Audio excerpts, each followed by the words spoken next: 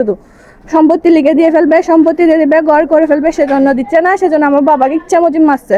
চট্টগ্রামের পটিয়া উপজেলার কুসুমপুরা ইউনিয়নের সম্পত্তি নিয়ে দীর্ঘদিনের বিরোধের জেরে সিরাজুল ইসলাম নামে এক প্রবাসী নিহত হয়েছেন বলে অভিযোগ উঠেছে।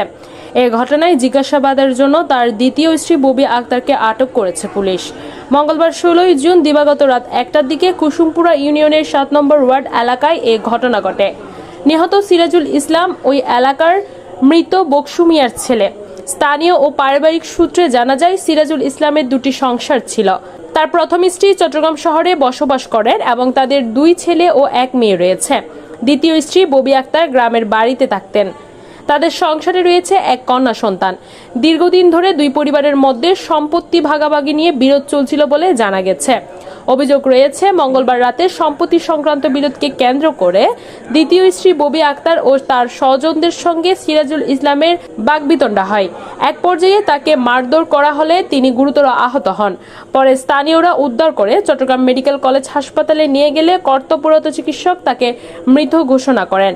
নিহতের ভাগিনা মোহাম্মদ বদিউল আলম অভিযোগ করে বলেন, আমার মামাকে সম্পত্তির লোভে দ্বিতীয় স্ত্রী ও তার বাপের বাড়ির লোকজন মারধর করে হত্যা করেছে। আমরা এ ঘটনায় হত্যা মামলা দায়েরের প্রস্তুতি নিচ্ছি। এই বিষয়ে পটিয়া থানার ভারপ্রাপ্ত কর্মকর্তা ওসি জিয়াউল হক জানান, ঘটনার খবর পেয়ে পুলিশ ঘটনাস্থল পরিদর্শন করেছে। নিহতের দ্বিতীয় স্ত্রীকে জিজ্ঞাসাবাদের জন্য আটক করা হয়েছে। মরদেহ ময়নাতদন্তের জন্য চট্টগ্রাম মেডিকেল কলেজ হাসপাতালের মর্গে পাঠানো হয়েছে।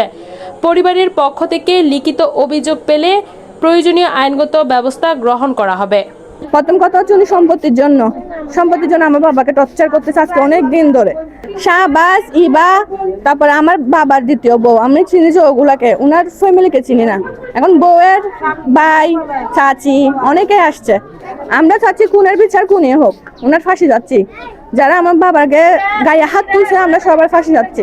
জামাই বউয়ে ঝগড়া করে, একটা বাত্তিনও আছে, ঝগড়া করতে করতে করতে দরজার বাইরে গিয়ে নিজে হারা বাপুতে তারা জাগড়া যোগ সুড়াইয়ারে লড়িও হারি লইয়ারে সারা ভিতরে ঢুকে দিয়ে আরা ঘরত গিয়ে এই অবস্থা নিজে ওই তারা 3 জন ওই আর চাচা ফালিককে হইবে, তারপরে ওর শাশুর ও রন্দি 3 জন আবার দুম হয়ে ঘরত গলি মত এর দূর তুই বেড়ে ফালাম নিজে ওরা শুরু দেখি দিয়া শুরু দেখি আর ভাই তারা 3 জন আছে তারা দরজা মারি দেয় তারা 3 জন গলি নানি গোতো ইতা স্বাস্থ্য ভাই ইসে গোরাং করি দানা মুসর দিয়ে মতো দূর বাদিন আর ডাক দিয়ে আর চাচা ভাই 500 জন আয় ঠেলি এরা গুতুর গলি তারপর তোর মাঝে দূর দূর করি দূর দুটো ভিতরে গলি মেয়েটা হচ্ছে খুনি, বাবাকে চেনে, বাবাকে মেরে ফেলতে পারে, স্বামীকে আরেক করে গিয়ে স্বামীকে মেরে ফেলবে না, এটা কোনো কথা আছে?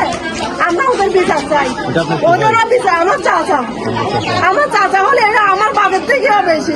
ওরা মেরে ফেলছে, আমার সাথে সবগুলা বলছে, মানে ওরা অত্যাচার করতেছে, এগুলো সব বলতেছে। ওরা মা মেয়ে সম্পত্তির জন্য মেরে ফেলছে, ওর নামে সম্পত্তি করে দিতে বলছে যে এটা দিচ্ছে না, যে ওই জন্য মেরে ফেলছে। এরা এদিকে মৌসুম দিতে আসে কি বাকি করেন আর বাকি করে যদি সম্পদ হারালে আর মরে শেষ করে দিয়ে ফাঁসি দেয়। আর কিছু খুব কুয়াশ হয়, ফাঁসি দেয়।